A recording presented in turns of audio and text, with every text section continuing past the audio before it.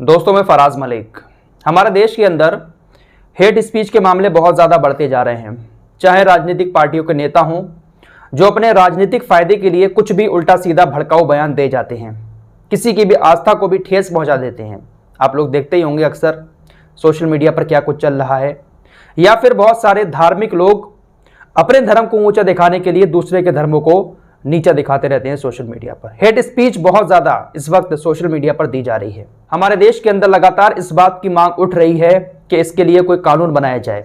अगर कोई किसी की भावना को ठेस पहुंचाता है, कोई भड़काऊ बयान देता है, हेट स्पीच देता है, तो उसके ऊपर सख्त एक्शन लिया जाए, कोई तगड़ा कानून बनाया जाए।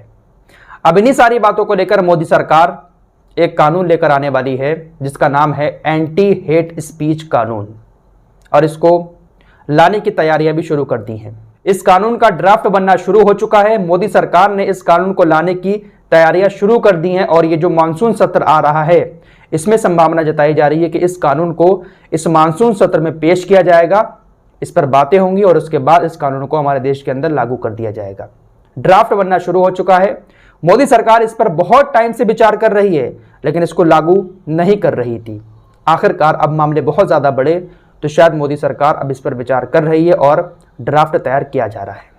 अब हेट स्पीच का मामला होगा क्या क्या, किन किन लोगों की इस कानून के तहत पकड़ होगी, और इस वक्त हमारे देश के अंदर कानून क्या है, जब ये कानून लागू हो जाएगा तो उसके बाद कौन कौन से नियम होंगे, सारी चीजें जल्दी से बताने की कोशिश करता हूं। दोस्तों, इस वक्त हमारे देश के अंदर 7 अलग अलग कानून है हेट स्पीच के मामले में। इन 7 कानूनों के तहत कार्रवाई की जाती है, लेकिन ये 7 कानून ऐसे हैं जिसके तहत हेट स्पीच को परिभाषित नहीं किया जा सकता। यानी अगर कोई इंसान कुछ कह रहा है तो यह तय नहीं किया जा सकता कि यह हेट स्पीच के दायरे में आता है या नहीं आता है। अगर कोई किसी को गाली दे रहा है, किसी को भड़का रहा है, तो यह बात साफ नहीं है कि यह हेट स्पीच के मामले में है या नहीं है, यह हेट स्पीच की परिभाषा है या नहीं है।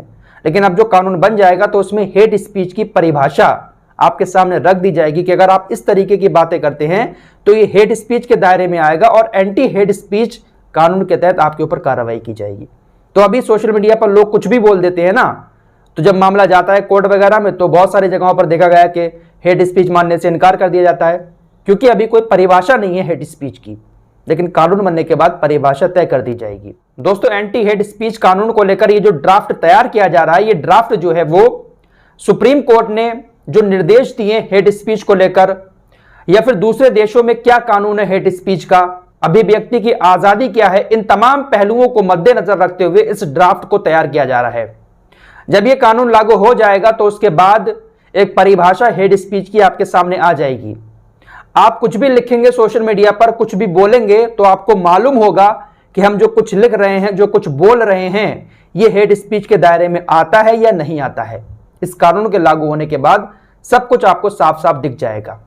अगर आप बोलेंगे कुछ भी उल्टा सीधा और कानून के दायरे में नहीं होगा तो इसके लिए आपके ऊपर सख्त कार्रवाई भी की जाएगी। ये सारी बातें जो है ना, ये सारे कानून जो है वो सोशल मीडिया के लिए लागू किए जा रहे हैं। इस वक्त सबसे ज्यादा फेक न्यूज और हेट स्पीच जो है वो ट्विटर पर, खासकर ट्विटर पर, उसके बाद फेसबुक, व्हाट्सएप, कू ऐप, इन सारी जगहों पर बहुत तेजी के साथ फेक न्यूज फैलाई जाती है, हेट स्पीच फैलाई जाती है। लेकिन इस कानून के आने के बाद कहा तो यही जा रहा है कि भाई इन सारी चीजों पर लगाम लग जाएगी। लेकिन कुछ लोग ये भी कह रहे हैं कि जब ये कानून आ जाएगा तो जो लोग सच बोलते हैं उनकी आवाज को भी दबा दिया जाएगा। उनकी आवाज को दबाने के लिए इस कानून को लेकर आया जा रहा है। वैसे अगर देखा जाए ना, अगर सही से इस कानून का इस्तेमाल करते हुए फेक न्यूज फैलाने वालों पर कार्रवाई हो जाए तो सबसे ज्यादा कौन नपेंगे इस कानून के तहत, ये आप अच्छे से जानते हैं। अरे भाई, सोशल मीडिया यूजर्स को तो छोड़ो, जो नेशनल टीवी पर आकर घंटों घंटों के प्राइम टाइम शो करते हैं, तो वो लोग तक फेक न्यूज फैलाने से बाज नहीं आ रहे हैं। जी न्यूज का भी आपने हाल ही में देखा होगा, सुधीर चौधरी जी न्यूज छोड़कर भागा, उसकी जगह उसका डीएनए कोई और कर रहा है शो।